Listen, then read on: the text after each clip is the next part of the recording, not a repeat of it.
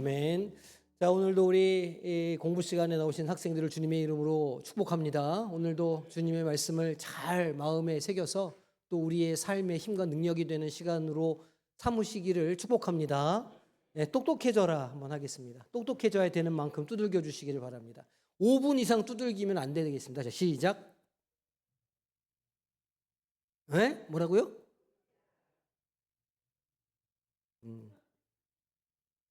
자, PPT 띄워주시고, 예, 됐습니다. 자, 똑똑해진 줄로 믿습니다. 자, 오늘 우리가 이제 벌써 8번째 시간이에요. 뱃속에서의 전쟁, 무조건적인 선택 우리가 할 차례입니다. 창세기 25장 19절에서 34절 그리고 우리가 읽지는 않았지만 27장 말씀까지 오늘 우리가 다루도록 하겠습니다. 자, 오늘 학습 목표 알려드릴게요. 첫 번째, 야곱이 태어나기도 전에 무슨 선이나 악을 행하기도 전에 선택하신 하나님의 무조건적인 선택에 대해서 오늘 우리가 공부할 거예요. 하나님의 주권에 대해서 오늘 우리가 말씀을 통해서 살펴보겠습니다. 그렇죠? 오늘 우리가 말씀 읽어보니까 태중의 아이가 둘이 있었는데 뭐 무슨 이유가 없어요. 근데 큰 자가 작은 자를 섬기겠다 이렇게 이미 하나님께서 선택하셔서 하나님의 주권을 이렇게 선포하시거든요. 그래서 오늘 그 내용에 대해서 우리가 좀 다뤄보겠고요. 자, 두 번째 다룰 내용은 이거예요. 팥죽 한 그릇에 장자권을 팔아버린 에서의 망령됨을 경계하고 눈에 보이지 않는 영적 축복의 가치를 깨달아 보자는 거죠. 영적인 가치관을 잘 우리가 세워야 되겠다는 거예요. 가치관이 뭘까요? 가치관은 나에게 소중한 것이 무엇인가를 이렇게 순위를 매기는 걸 가치관이라고 그래요. 그래서 이렇게 이제 흔히 하는 예 중에 한 가지가 아주 높은 빌딩, 쌍둥이 빌딩이 있는데 예를 들어서 아파트 두 동 사이에 길다란 이렇게 짝대기를 놓는 거예요. 이제 그 책에 보면 H빔이라고 그러는데 왜 철골 올라가잖아요. 건물 올릴 때 그런 철골을 두 건물 사이에 딱 걸쳐 놓는 겁니다. 근데 그 철골 이 너비가 20cm 조금 넘어요. 그러면 저쪽에서 누군가가 깡패가 강도가 뭘 딱 붙잡고 여기로 건너오지 않으면 이거 던질 거야? 이렇게 한다는 거 한번 상상을 해보세요. 그러면 내가 만약 그 강도가 뭘 들고 여기다 던지려고 그러면 내가 내 목숨을 버려서라도 저기까지 건너갈까? 이제 그거를 생각해 보라는 거예요. 그게 내 인생의 중요한 가치관을 따져보는 일종의 실습 같은 거거든요. 그 강도가 뭘 들고 있으면 그 한 20m 되는 그 외나무 다리를 건너가실 용기가 생기시겠어요?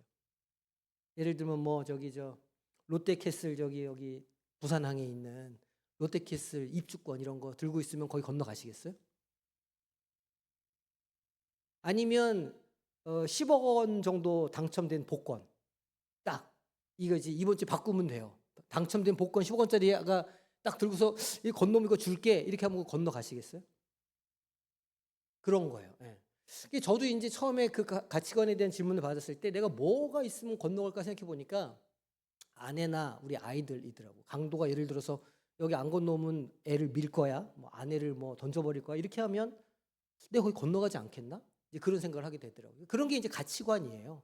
그러니까 영적으로도 가치관이 있을 수 있다는 거죠. 내 삶에 중요한 것이 무엇인가 이제 우선순위를 매길 수 있는데 그 가치관에 대해서는 우리가 좀 살펴보도록 하겠습니다. 자, 세 번째 우리가 다룰 문제가 뭐냐면 섭리와 인간의 책임이에요. 그러니까 하나님의 뜻이 있다는 거죠. 하나님의 뜻이 있고 인간은 또 인간 나름대로의 책임을 져야 된다는 거예요. 이제 이거를 신인 협동설이다 뭐 이렇게 얘기도 하고 하는데 과연 하나님의 은혜를 받으면 우리는 아무것도 안 해도 되나? 아니면 하나님의 섭리 가운데 인간이 할 일이 있나? 이런 거 좀 고민해 볼 필요가 있잖아요. 예를 들어서 하나님이 뭘 다 예정해 놓으셨다. 그러면 우리가 굳이 뭘 안 해도 하나님이 이루어 주시는 거 아니야? 이렇게 생각할 수 있는데 그거 아니라는 거예요. 그래서 하나님의 뜻은 인간의 속임수에도 불구하고 성취되지만 실수, 잘못, 죄에 대한 대가는 반드시 치러야 된다는 거예요. 그래서 하나님의 섭리가 있지만 인간이 책임져야 될 부분이 분명히 있다. 요거까지도 오늘 우리가 말씀을 통해서 오늘 살펴보도록 하겠습니다. 자, 우리 지난주 배웠던 내용 좀 복습을 먼저 해볼게요. 흉년 중에 이삭이 애굽으로 내려가지 않았죠. 그래서 하나님의 말씀에 순종해서 그랄 땅에 거했어요. 그랄 땅이 어디였죠? 그랄 땅이 어디였어요? 그 이스라엘의 경계를 얘기할 때 위로는 어디? 위로는 단, 밑으로는 어디? 브엘세바. 그래요. 그러니까 그랄은 브엘세바예요. 그래서 브엘세바가 역사적으로 성경 역사에 어디 나오는지 잠깐 말씀드렸잖아요. 그러니까 브엘세바라고 하는 지명은 일종의 인간의 마지막, 인간의 끝 이런 걸 의미한다. 제가 그런 의미를 말씀을 드렸어요. 그러니까 이제 이삭이 애굽으로 내려가지 않고 브엘세바에 이제 딱 멈춰 있었던 거예요. 하나님의 순종에서 거기 멈춰 있었을 때 어떤 축복을 받았느냐는 거예요. 자, 그의 농사에서 100배나 얻었죠. 여호와께서 복을 주심으로 창대하고 왕성해서 뭐가 됐다고 그랬어요? 거부가 됐다 그랬죠. 부자가 됐다 그거예요. 가물고 막 이랬을 때 오히려 이삭은 좀 짭짤했던 거죠. 이런 은혜가 있으시기를 소망합니다. 네. 그러려면 어디 있어야 돼요? 브엘세바에 있어야 돼요. 그 브엘세바에서 애굽으로 가면 살 것 같은데 그게 아니고 거기에서 뭐 해야 된다고요? 하나님의 뜻이 이루어지기를 인내하고 기다려야 된다 말씀드렸어요. 자, 두 번째 질문 나갑니다. 이삭이 우물을 양보할 때마다 다툼이 일어났죠. 몇 번 양보했어요? 양보는 2번 했죠. 우물 판 건 3번이고. 그래서 마지막에 다툼이 그친 우물의 이름이 뭐라고 그랬어요? 이름? 그렇죠. 르호봇. 그 뜻이 뭐라고요? 장소가 넓다. 이제는 여호와께서 우리를 위하여 넓게 하셨다. 그런데 사실 넓은 건 뭐였다고요? 넓은 건 이삭의 마음이었다. 말씀드렸죠. 마음이 넓어야 여유가 생기고 누군가를 용납할 수도 있고 이렇게 서두르지 않고 조급해지지 않을 수 있어요. 마음이 넓어지는 게 되게 중요해요. 이 이삭이 마음이 넓었어요. 그래가지고 그렇게 억울한 일을 당해도 그냥 허허 하고 말고 이렇게 했다는 거예요. 하나님께서 우리의 마음을 넓게 해주시는 분이라 넓은 마음을 한편으로는 그거를 샬롬의 마음이라 평안의 마음이라 이렇게 할 수도 있다 말씀을 드렸어요. 자, 그래요. 그럼 이제 숙제 검사할 때가 됐죠. 자, 창세기 26장 22절 그 이름을 자 시작.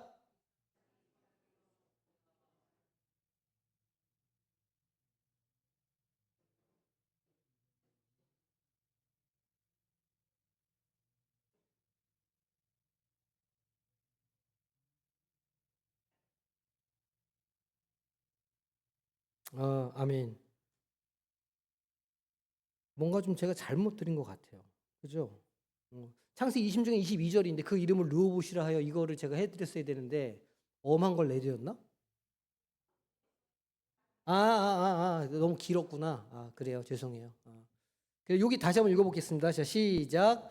그 이름을 르호봇이라 하여 이르되 이제는 여호와께서 우리를 위하여 넓게 하셨으니 이 땅에서 우리가 번성하리로다 하였더라. 아멘. 제가 이제 지난 금요일 날도 그런 말씀 드렸는데 심령이 온유한 자는 땅을 얻을 것이다. 그 말씀을 드렸잖아요. 그러니까 심령이 온유하려면 날뛰는 말을 길들이는 게 온유함이라는 의미를 제가 말씀을 드렸었어요. 금요일 날 안 오신 분들이 좀 있구나. 그러니까 날뛰는 말을 길들여서 그 말이 주인의 말을 잘 듣는 그것을 보고 온유함이라 부른다 그랬어요. 그러니까 지금 하나님께서 이삭의 마음을 온유하게 하시는 거예요. 왜냐하면 여호와께서 우리를 위하여 넓게 하셨으니 말하거든요. 그러니까 이제 우리가 마음이 넓어지는 것도 하나님이 하셔야 되는 일이에요. 우리가 마음이 넓어지고 여유가 있으려면 어떻게 되냐면 하나님의 말씀 위에 탁 서야 돼요. 하나님 말씀에 든든히 서야 우리가 그 말씀을 신뢰할 때 비로소 우리가 마음의 여유를 갖고 마음이 넓어질 수 있거든요. 그러니까 날마다 내 마음의 르호봇의 은혜가 임하기를 위해서 기도하셔야 됩니다. 그럼 이제 어느 순간이 딱 되면 삶에 조금 어려움이 있고 고난이 있어도 이거 하나님께서 지나가게 하신다. 하나님께서 나를 붙잡고 계신다. 이제 이런 믿음이 생기면 이 마음이 르호봇이 되는 은혜가 있는 거죠. 그렇게 온유한 자는 무엇을 얻게 된다고요? 땅을 얻게 된다. 할렐루야. 얼마나 우리나라가 땅을 갖고 싶어서 난린 나라입니까? 그렇게 하나님의 나라가 우리 가운데 임하게 될 줄로 믿습니다. 자, 우리 영상 보도록 하겠습니다. 자, 여러분. 오늘 우리가 함께 핵심 요약해 볼 내용은 바로 너무나도 익숙하지만 그 깊이는 상상을 초월하는 이야기, 제8과 뱃속에서의 전쟁입니다. 오늘은 화면의 복잡한 글자 사용은 최대한 자제하고 아주 깔끔하게 여러분의 귀에 중요한 단어 하나하나가 잘리지 않고 쏙쏙 들어오도록 구속사라는 거대한 관점에서 이 이야기를 명확하게 풀어드릴게요. 단순히 형제끼리 치고 받고 싸우는 그런 뻔한 주일학교 동화가 아니거든요. 자, 준비되셨죠? 그럼 바로 본론으로 들어가 볼까요? 이삭의 아내 리브가의 뱃속에 쌍둥이, 그러니까 에서와 야곱이 있었잖아요. 근데 진짜 충격적인 건 이 두 아이가 세상에 태어나기도 전에, 그러니까 뭐 착한 일을 하거나 나쁜 일을 저지르기도 전에 이미 하나님이 두 형제에 대한 선택을 끝내셨다는 거예요. 아니 도대체 어떻게 이런 일이 가능할까요? 우리 상식으로는 솔직히 한 번에 딱 이해하기 힘든 이 상황. 도대체 무슨 의미가 숨어 있는 걸까요? 당시 리브가에게 주어졌던 하나님의 대답은 아주 단호했습니다. 큰 자가 어린 자를 섬기리라. 여러분, 이거 그 당시 고대 사회에서는 진짜 말도 안 되는 소리거든요. 인간들이 만들어 놓은 전통이나 당연하게 여겼던 장남 우선주의를 완전히 뒤집어 엎는 엄청난 선언이었어요. 첫째가 모든 걸 다 물려받는 게 국룰인 세상에서 둘째는 야곱이 형을 뛰어넘는다? 이건 정말 신의 직접적인 개입이 아니고서는 절대 일어날 수 없는 일이었습니다. 자, 방금 말씀드린 이 상황을 신학적으로 아주 기가 막히게 설명하는 용어가 바로 무조건적 선택입니다. 로마서 9장에서도 아주 깊게 다루는 내용이죠. 그러니까 하나님이 야곱을 선택하신 게 야곱이 에서보다 인성이 훌륭하거나 도덕적으로 완벽해서가 절대 아니라는 거예요. 사실 야곱도 나중에 보면 진짜 문제 많은 사람이잖아요. 결국 이 선택은 철저하게 하나님의 주권, 말 그대로 조건 없는 은혜라는 사실, 이걸 꽉 붙잡고 가시는 게 오늘 요약의 핵심입니다. 근데 여기서 진짜 흥미로운 포인트가 뭐냐면요. 이렇게 심오한 우주적 스케일의 신학적 선택이 아주 사소한 일상 속에서 터져나온다는 거예요. 바로 팥죽 한 그릇입니다. 여러분, 배고플 때 팥죽 한 그릇의 무게가 얼마나 될까요? 사냥하고 돌아와서 당장 굶어 죽겠는 사람한테는 그게 세상에서 제일 대단해 보이겠지만 결국 이 붉은 죽 한 그릇이 한 사람의 영원한 운명을 완전히 갈라버리는 결정적인 도구가 됩니다. 한마디로 가치관의 대충돌이죠. 한쪽에는 지금 당장 4배를 채워줄 수 있는 눈앞의 육적인 가치, 팥죽이 있습니다. 그리고 다른 한쪽에는 당장 눈에 보이지는 않지만 영원한 하나님의 약속이 담겨 있는 영적인 가치, 바로 장자권이 있는 거예요. 에서는 당장 내 입에 들어오는 쾌락을 선택했고 야곱은 비록 수단과 방법은 좀 교활했을지 몰라도 그 영원한 가치를 미친 듯이 갈망했다는 겁니다. 여기서 두 사람의 운명이 엇갈리기 시작하죠. 성경은 이 사건을 두고 아주 뼈 때리는 평가를 내립니다. 장자의 명분을 가볍게 여김이었더라. 이거 진짜 무서운 말이거든요. 단순히 에서가 식탐이 좀 많았다 이런 문제가 아니에요. 에서는 하나님이 주신 엄청난 영적 특권을 그냥 휴지 조각처럼 취급해버린 겁니다. 당장 눈에 보이는 현실 때문에 눈에 보이지 않는 그 영원하고 거룩한 축복을 스스로 뻥 차버린 거죠. 자, 이제 시간을 훅 건너뛰어서 이삭이 할아버지가 된 노년기로 가볼까요? 이 사건은 한마디로 눈먼 이삭과 사기극이라고 할 수 있습니다. 이삭이 눈이 어두워졌다는 건 그냥 노한이 왔다는 뜻만이 아니에요. 하나님이 분명히 어린 자가 큰 자를 다스릴 거다라고 말씀하셨는데도 키놓고 자기가 좋아하는 첫째 아들 에서한테 축복을 몰아주려고 했던 이삭의 그 치명적인 영적인 눈멈을 아주 정확하게 꼬집어주고 있는 겁니다. 이 막장 드라마 같은 상황이 어떻게 흘러갔는지 순서대로 볼까요? 첫째, 아버지 이삭은 영적 분별력을 완전히 상실했습니다.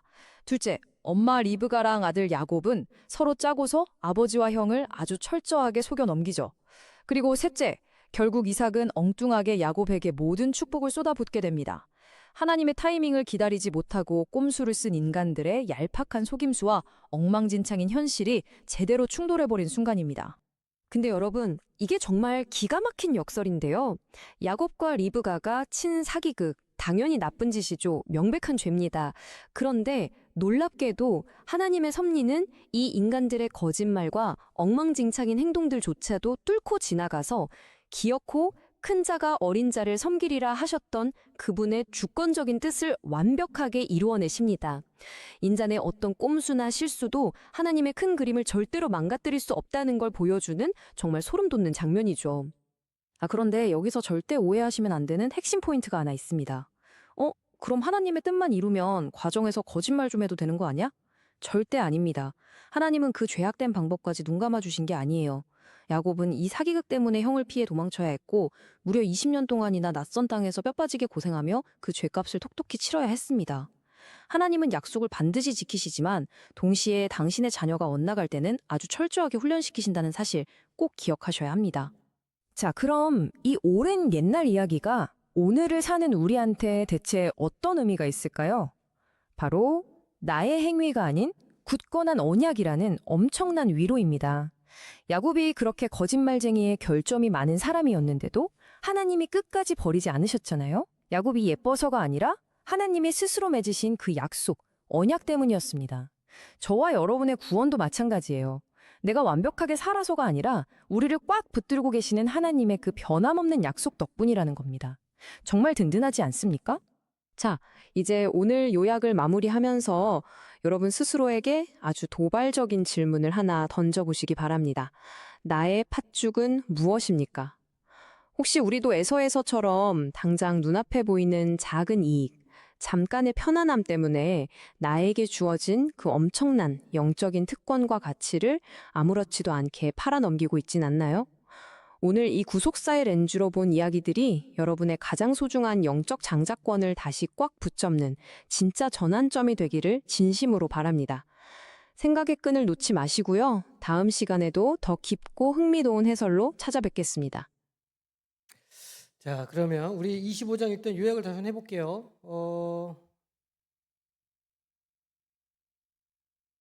그렇지. 이제 그 임신이 조금 늦었어요. 그래서 기도를 해서 임신이 됐습니다. 임신이 됐는데 쌍둥이였어요. 그런데 이 주님께서 뭐라고 하셨냐면 큰 자가 작은 자를 섬길 것이다. 이제 이런 예언의 말씀이 있었죠.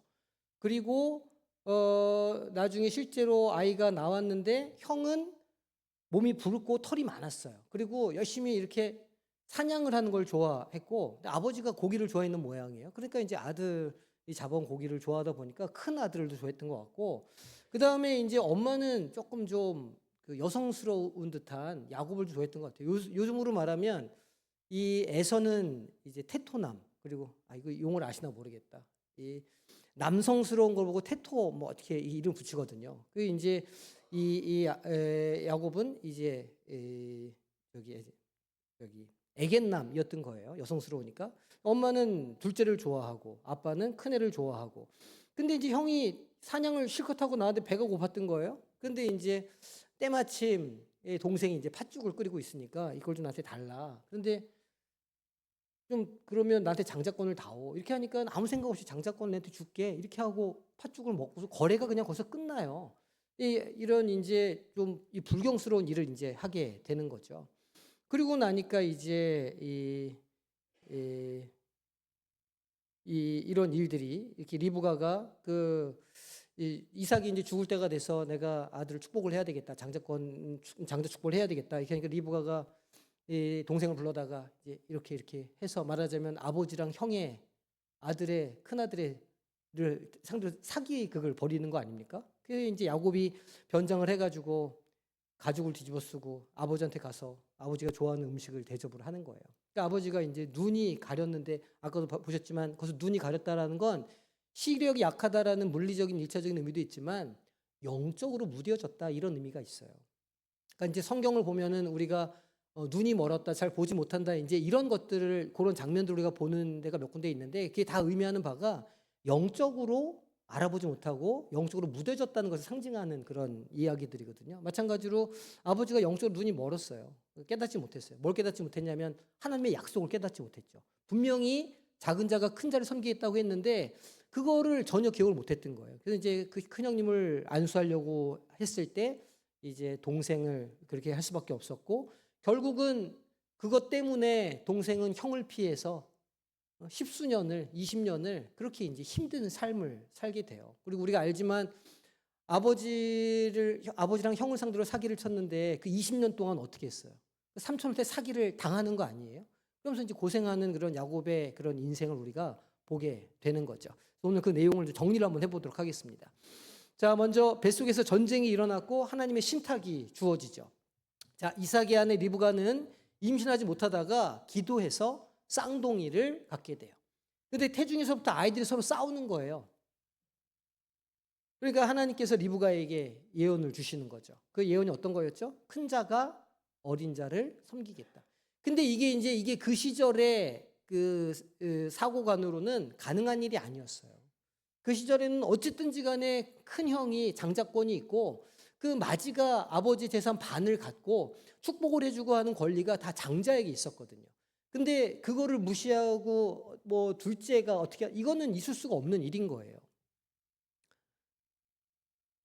근데 이제 이게 구속사적인 의미가 있다는 거죠. 바울은 이 사건을 뭐라고 부르냐면 하나님의 선택 교리의 기초로 삼아요.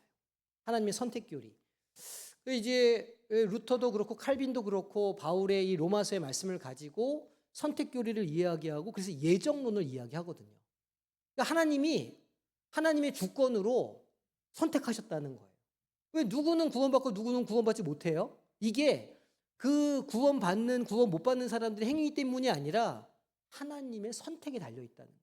하나님의 선택 교리라고 불러요. 그들이 태어나기도 전에 무슨 선이나 악을 행하기도 전에 이미 하나님은 야곱을 택하셨다는 거예요. 자, 로마서 9장 12절 보니까 그 자식들이 아직 나지도 아니하고 무슨 선이나 악을 행하지 아니한 때에 택하심을 따라 되는 하나님의 뜻이 행위로 말미암지 않고 오직 부르시는 이로 말미암아 서게 하려 하사. 하나님의 뜻 때문에 그렇게 선택이 됐다는 거예요.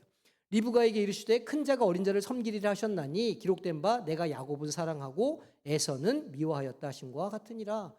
그러니까 이거는 무슨 뭐 그들의 문제가 아니고 하나님이 정하시고 주권자가 그렇게 하셨다 그런 뜻이에요. 그러니까 여기에 대해서 우리가 뭐 왈가왈부할 수 있는 그런 계제가 아니라는 거죠. 이것은 구원이 인간의 조건, 그죠? 넌 장자니까 너는 뭐 태어날 때부터 예수님을 믿었으니까 너는 교회를 오래 다녔으니까 이런 조건들 있잖아. 너 열심히 뭘 했으니까 봉사를 많이 했으니까 이런 조건이 아니라 부르시는 이 즉 하나님의 뜻에 달려 있다는 거예요. 그러니까 이제 이 선택 교리가 강조하는 바를 오해하시면 안 돼요. 어떻게 오해할 수 있냐면 아니 그럼 열심히 노력하고 애쓸 필요가 뭐가 있어? 그냥 뭐 아무것도 아니라 하나님이 정해 주시면 그럼 구원 받는 거면 우리가 뭐 애써서 우리가 성화할 필요가 있나? 거룩하게 살 필요가 있나? 이렇게 오해할 수가 있거든요. 근데 그런 의미가 아니에요. 그러니까 누군가를 선택하고 누군가 구원받게 되는 그 삶의 모든 과정의 주권자가 하나님이시고 그것이 하나님의 그 뜻 아래 섭리 아래 모든 것이 이루어진다는 거예요. 그러니까 내가 구원받고 내가 열심히 살고 내가 하나님 앞에 어떤 그런 성화의 과정을 거쳐가는 것도 하나님의 섭리 안에 있는 일이라 그런 의미입니다. 그러니까 이거를 오해하셔가지고 난 아무것도 안 해도 되겠네? 이렇게 하시면 안 되는 거죠. 그러니까 이거는 하나님의 주권을 강조하는 것이고 하나님의 섭리를 따라 모든 만물의 역사가 일어나는 것을 말하는 것이다 라는 거예요. 그러니까 한편으로는 그럼 우리가 좀 못해도 그죠? 우리가 애썼는데 못할 수 있잖아요. 우리가 열심히 노력했는데 뭐가 실패할 수도 있고 우리가 최선을 다했는데 열매가 없을 수도 있어요. 우리 인생에. 그러니까 하나님 앞에서 내가 의로운 사람이 되길 원했는데 의롭지 못한 인생일 수도 있거든요. 그런데 그럴지라도 그곳에 하나님의 선하심과 인자하심과 뜻하심이 있다는 거예요. 이건 이제 이렇게 이해하시면 되겠어요. 자, 팥죽 한 그릇과 장자권의 내용을 다루겠는데 이제 에서는 사냥하고 돌아와서 너무 배가 고팠어요. 바깥에 나가서 열심히 동물을 잡아오니 너무 배가 고팠던 거죠. 그 야곱의 팥죽을 탐냈어요. 한 그릇에 뭘요?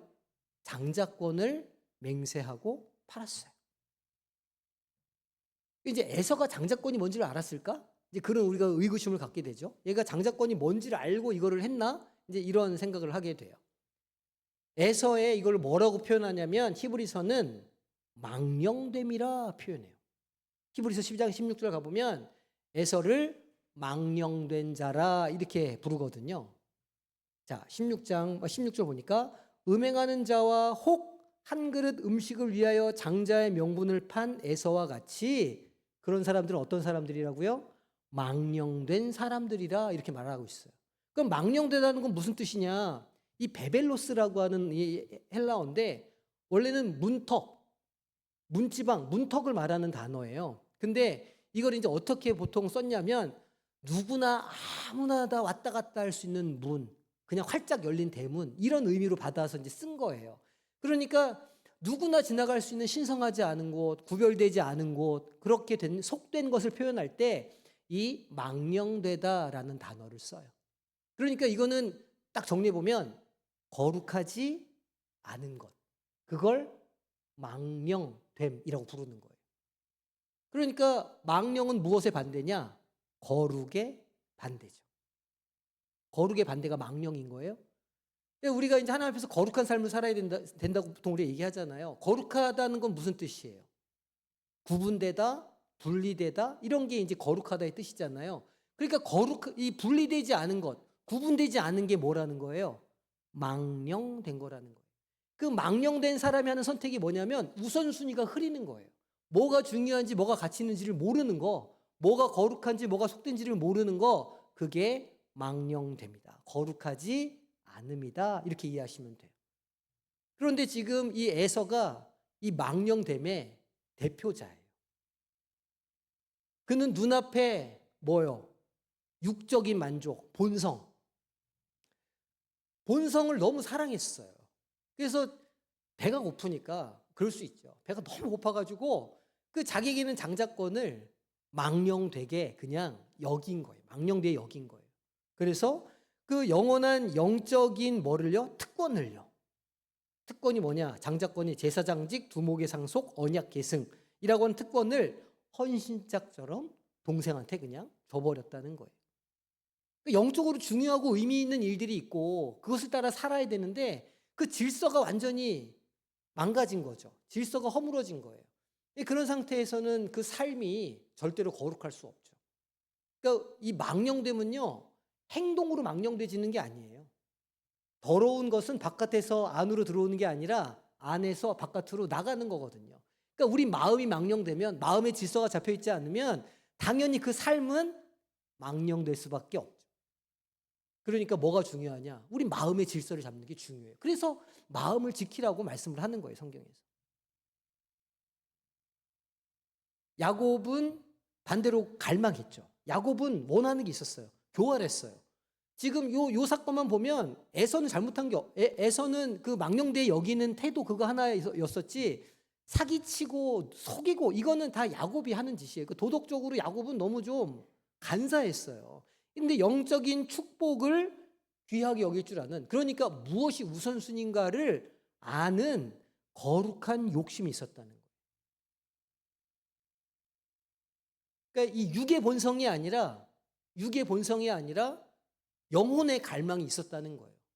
아, 나도 저 형이 받을 수 있는 저 축복을 내가 받고 싶은데, 나도 하나님의 축복을 받아서 자녀들에게 축복을 줄 수 있는 사람이 되고 싶은데, 이제 이런 갈망이 있었다는 거죠. 그래서 이 축복을 탈취했죠. 그 결과, 어떤 결과가 왔어요? 이제 이삭이 늙어가지고 눈이 어두워졌어요. 하나님의 뜻을 거스르고 큰 자가 어린 자를 섬긴다고 분명히 신탁을 주셨는데 그걸 거스르고 자기가 좋아하는 에서를 축복하려고 해요.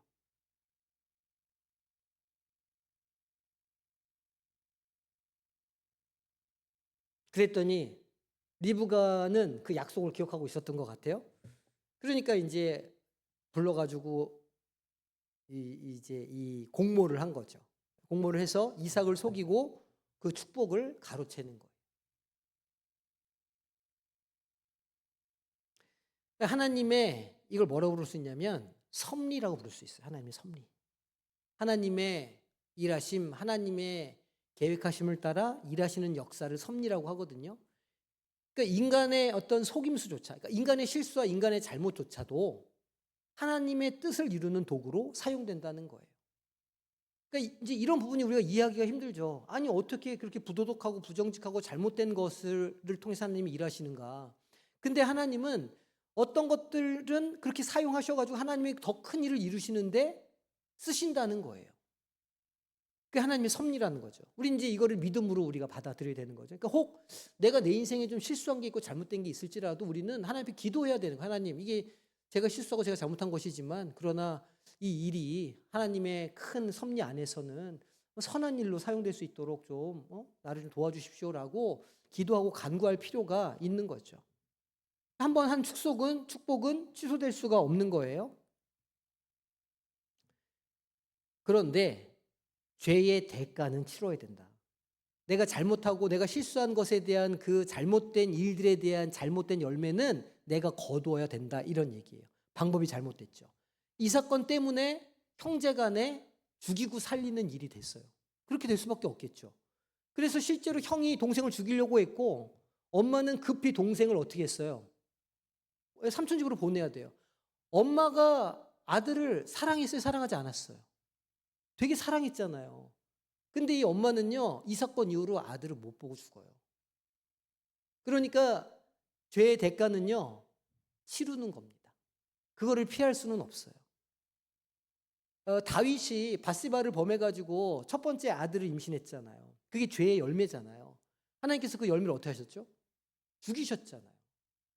그러니까 하나님의 섭리는 우리의 실수를 통해서도 역사를 하시지만, 그러나 그 가운데 인간의 실수로 인해서 이 벌어진 일들에 대해서 책임을 지게 하신다. 그거를 기억하셔야 돼요.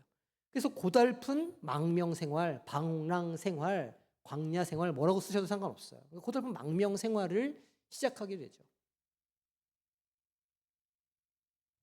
그러니까 무슨 호롤 단신으로 그 삼촌을 본 적이 있어요? 엄마가 가라 그러니까 간 건데, 낯선 땅, 낯선 집에, 낯선 객이 돼가지고 객으로 20년간 그 집에서 산 거예요. 고생하면서. 그 이제 말하자면 대가를 치른 거죠. 리브가는 사랑하는 아들 야곱을 다시는 보지 못하고 고향에서 죽어요.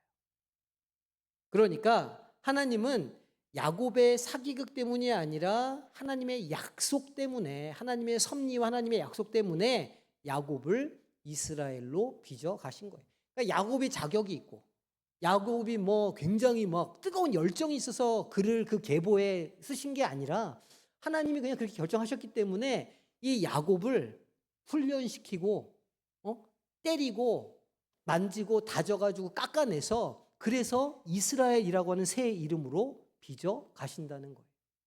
우리가 뭘 믿어야 되냐면, 내가 하나님의 손에 붙들린 사람이구나, 내가 하나님의 섭리 안에 있구나라는 걸 우리가 믿는 순간 우리는 이 야곱의 삶을 우리도 살 수 있다는 걸 생각을 해야 돼요. 하나님이 나를 내가 자격이 있어서 택하신 게 아니고 내가 무슨 온전해서 택하신 게 아닐진데, 그러면 하나님께서 내 삶도 만져주시겠네. 하나님께서 내 삶도 빚어가시겠네. 때로는 깎으시고, 때로는 깨시고, 때로는 부드럽게 어루만지시고 회복시키셔서 하나님의 그 약속을 이을 그 상속자로 만들어 가시겠네 라는 걸 우리도 이해해야 되는 거예요.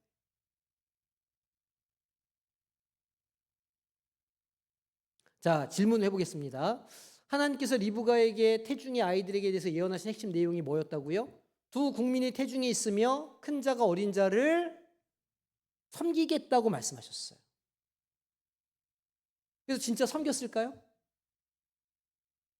언제 성취가 되냐면 다윗 왕조 때 이 약속이 성취가 돼요.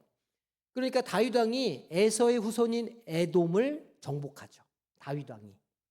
그리고 거기에 수비대를 두어서 에돔 사람들이 다윗의 종이 돼요. 약속이 성취가 되죠. 그리고 수백 년 동안 에돔은 이스라엘의 지배를 받고 조공을 바쳐요. 예언대로 섬기는 자의 위치에 가게 돼요. 시간이 좀 걸리긴 했지만 하나님의 약속이 성취가 되더라는 거예요. 자, 성경은 에서가 장자권을 팥죽에 팔아버린 태도를 무엇이라고 평가했다고요? 뭐의 명분을 가볍게 여겼다고요? 장자의 명분을 가볍게 여겼다, 이렇게 얘기하거든요. 장자의 명분 세 가지 기억하셔요. 아까 살짝 지나갔는데. 자, 장자의 명분이 갖는 구체적인 권리가 있어요. 첫 번째는 유산을 받을 때 2배를 받아요. 다른 아이들보다. 그게 장자가 받는 권리예요. 첫째는 다른 아이들의 2배를 받는다.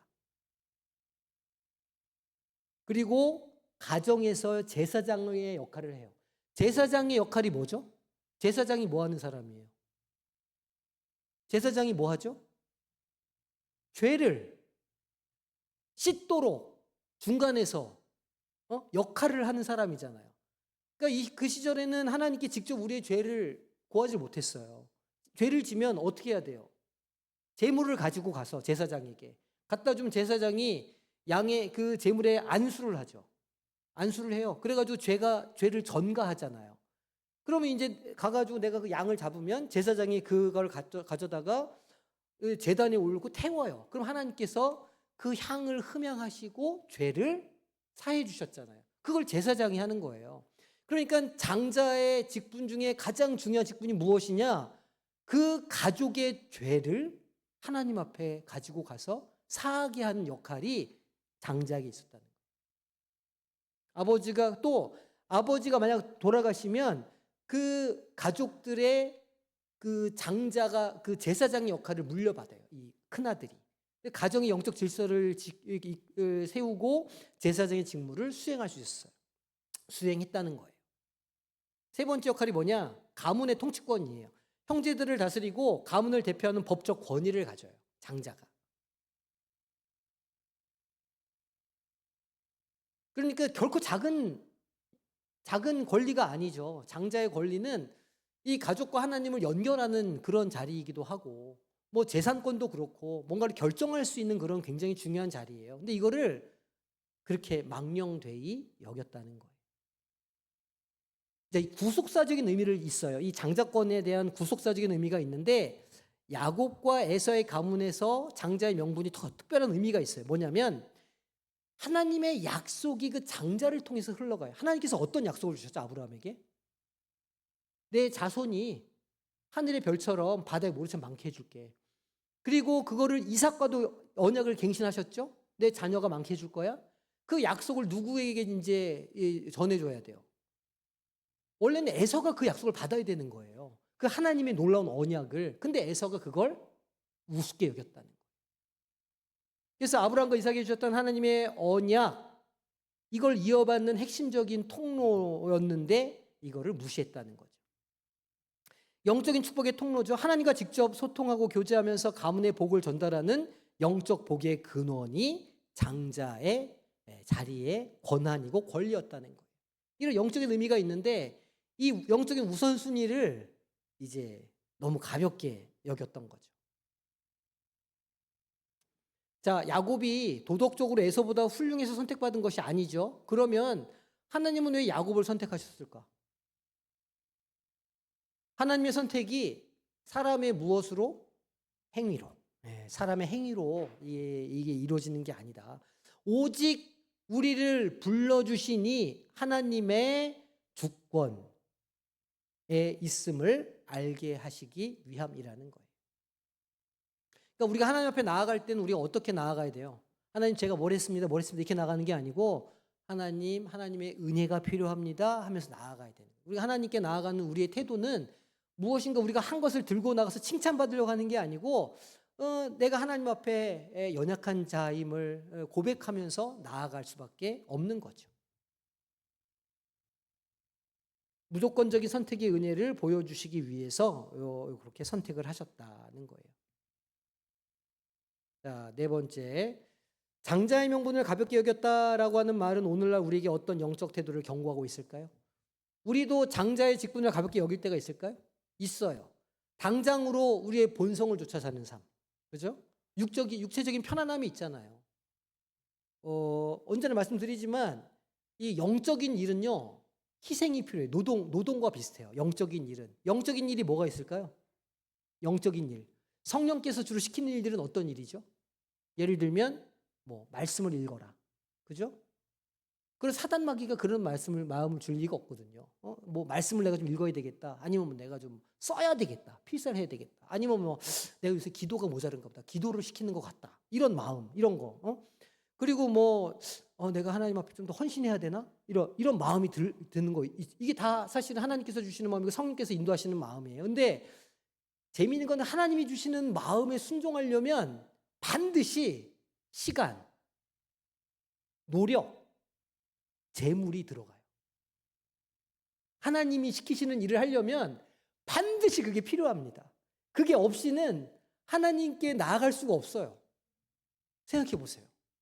하나님이 우리에게 시키는 일 우리가 감당하려고 할 때 반드시 그 희생이 필요해요. 일종의 재물같이. 시간이 필요하죠. 그리고 본성을 이겨야 돼요. 그 일들을 하려면. 쳐서 복종시켜야 돼요. 맨날 말씀드리잖아요. 성경 읽는 거 기쁘십니까? 즐거우십니까? 성경 읽어야지.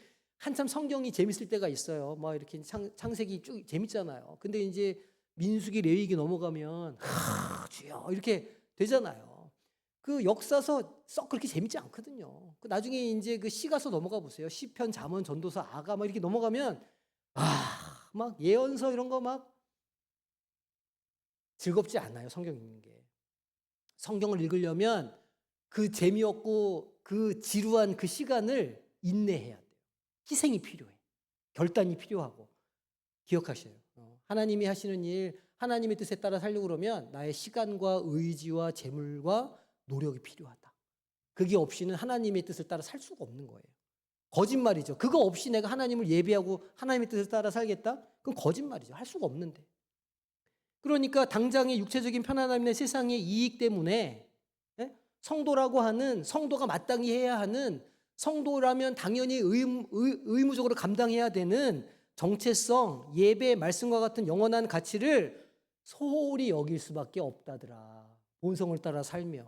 너무 당연한 얘기 아니에요? 그걸 경고하고 있는 거죠. 이게 장자의 명분이라는 것으로 우리에게 오늘 상징적으로 보여주고 있는 거예요. 그럼 이제 우리가 스스로에게 질문해 봐야 되지 않겠어요?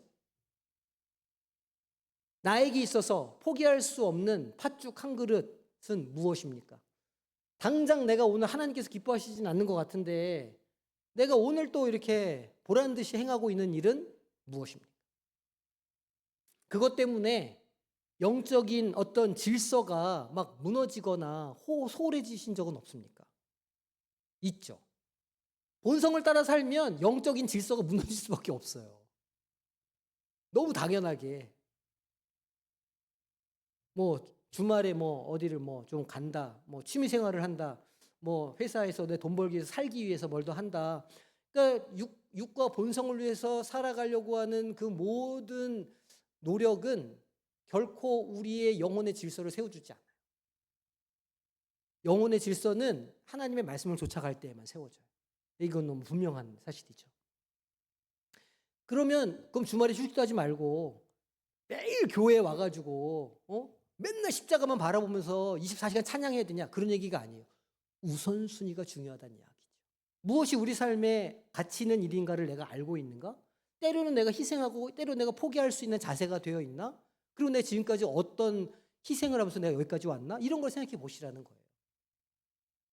하나님은 막 우리를 막 괴롭히고 싶어 하시는 분이 아니거든요. 우리에게 자유를 주시길 원하시는 분이시고 우리에게 구원을 베푸시길 원하시는 분이시니까. 그러니까 우리가 그 말씀을 따라 살려고 그러면 우리가 아까 얘기했잖아요. 야곱이 무슨 자격이 있어서 그랬던 게 아니잖아요. 하나님은 야곱의 실수를 대가를 치르게 하시고 그를 20년 동안 빚어가셨다는 말이에요. 우리도 마찬가지죠. 우리도 우리의 본성을 쳐서 복종시키고 하나님의 뜻을 따라 살아가려고 하는 과정은 하나님께서 우리를 빚어가시는 과정이기도 한 거예요. 당장 안 돼요. 막 사람이 막 눈 깜짝하세요 확 변해가지고 막 이렇게 그런 일은 없습니다. 사람 변하기가 쉽지가 않아요. 천천히. 그러나 하나님의 말씀에 순종하기로 결단하는 사람들의 삶에는 조금씩 성화가 되는 그런 과정이 있어질 것이고 그리고 마침내 주님께서 다시 재림하실 때에 그 성화가 완전히 완성될 것이다. 이제 우리가 이런 소망을 가지고 신앙생활을 하는 거죠.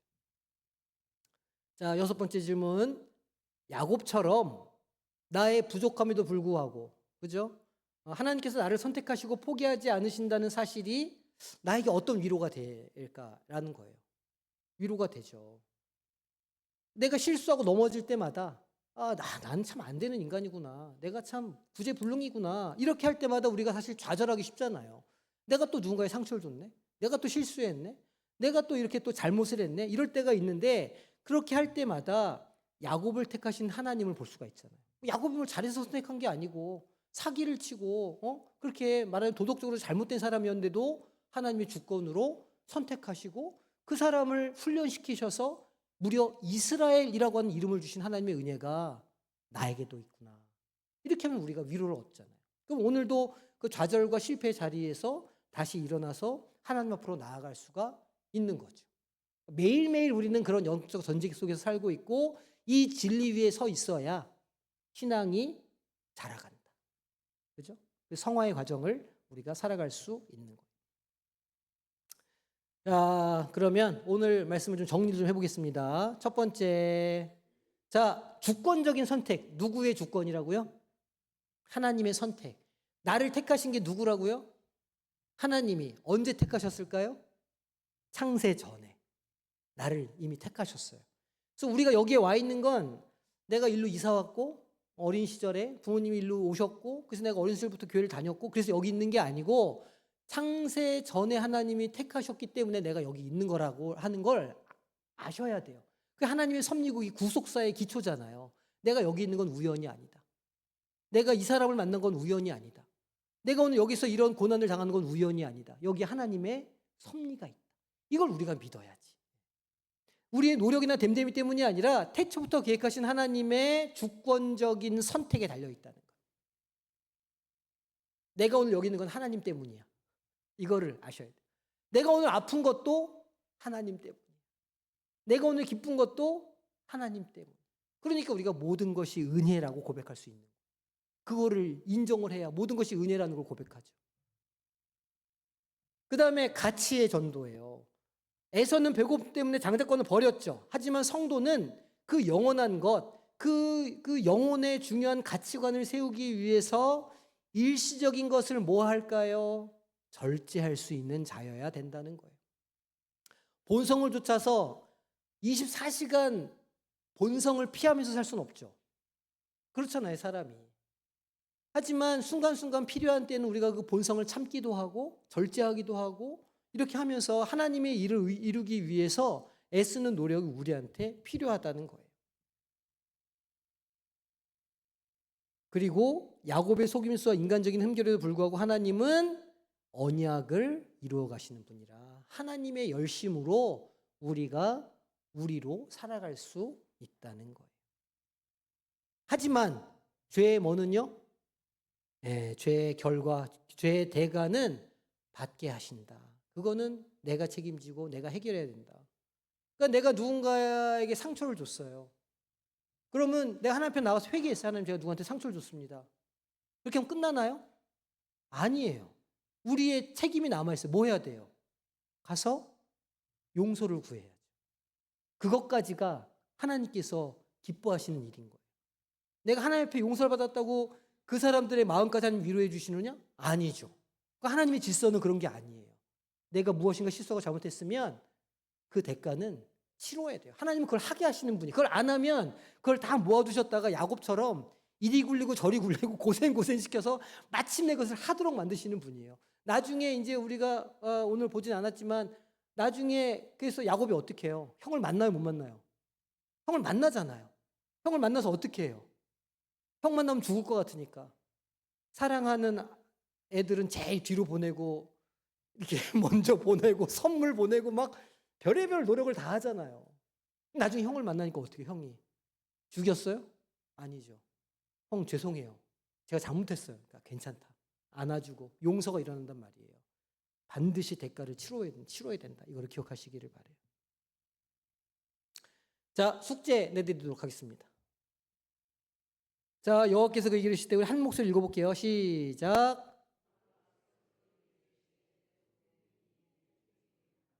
두 민족이 내 복중에서부터 나누이리라. 이 족속이 저 족속보다 강하겠고 큰 자가 어린 자를 섬기리라 하셨더라. 창세기 25장 23절 말씀. 자, 한 주간 요거를 이렇게 묵상해 보시고 하나님의 섭리는 하나님의 주권에 달려 있는 것이고 나의 인생에도 그렇게 주장하시는구나. 요거를 잘 이해하시면 좋겠어요. 자, 숙제가 하나 더 있는데 그 내가 가지고 있는 우선순위를 한번 보시면 좋겠어요. 나는 도대체 내 인생은 어떤 가치를 가지고 내가 살아가고 있나? 내가 세상적인 가치를 가지고 살아가고 있나? 아니면 영적인 어떤 가치들을 내가 지키기 위해서 애를 쓰고 있나를 한번 스스로에게 물어보셔야 돼요. 내가 진짜 지금 필요한 게 뭐지? 내가 꼭 지켜야 되는 게 뭐지? 쭉 적어보시고 우선순위도 매겨보시고 그렇게 해보셔서 요거를 고민해보셔야 왜 자람이 있다. 자, 우리 마지막 기도문 함께 한 목소리로 합독하겠습니다. 주님, 눈앞의 이익 때문에 주님이 주신 성도의 특권을 헐값에 넘기지 않게 하옵소서. 아멘. 자, 그렇게 사시기를 소망합니다.